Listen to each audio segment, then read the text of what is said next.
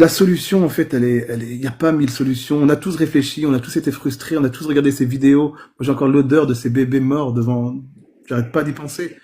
Et on veut une solution, mais la solution, en fait, la solution, elle était évidente depuis le début. C'est nous la solution. On a essayé avec les politiques. Les politiques sont corrompus, ils ne veulent pas aider. Ils sont achetés ou soumis. Donc, qu'est-ce qu'on fait? On continue à manifester au calme devant les ambassades pour notre conscience, ou on se dit non, on va faire une manifestation, mais une vraie. On va aller en Égypte. On va demander l'autorisation. Bien sûr, on veut que ça se passe bien. On fait une marche pacifique. Donc on demande l'autorisation à la Croix-Rouge égyptienne, on demande l'autorisation au président Sisi. Moi, le gouvernement égyptien, bien sûr, c'est une honte ce qu'ils font. Donc peut-être qu'ils ont une chance de se rattraper. Et tous ceux qui vont venir manifester, c'est tous ceux qui vont se bronzer les fesses à Hurghada et à Sharm el-Sheikh. C'est ces mêmes gens-là qui vont venir manifester. Donc demain, l'Égypte refuse. Boycott total. Plus jamais parler de l'Égypte. Les Gazaouis, ils ont plus de solution. Ils ont plus. Et moi, quand ils ont vu passer donc toute cette initiative, je reçois énormément de messages de Gazaouis qui disent on compte sur vous, venez, on vous attend. Il n'y a pas d'autre solution. On doit y aller.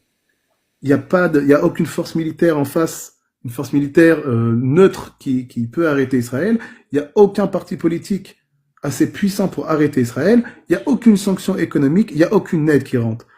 On reprend l'exemple de la maison parce que c'est un exemple qui est assez parlant.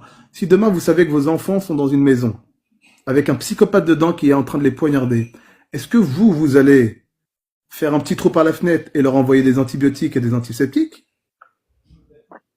Chaque semaine, vous leur envoyez un antibiotique? Ou vous dites, mais non, merde, je rentre dans cette maison. Il faut qu'on rentre dedans.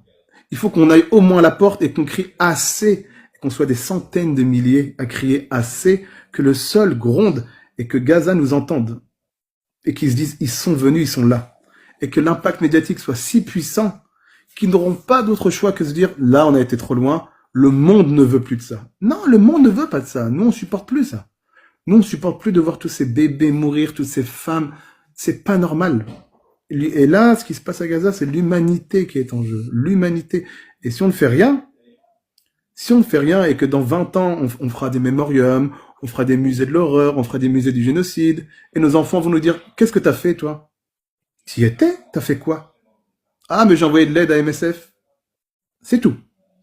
Non, on pourra dire, j'ai essayé, j'ai marché jusque Gaza. Donc, ça, je veux dire, tous ceux qui écoutent, tous ceux qui lisent, c'est une occasion unique. C'est la marche de l'espoir, c'est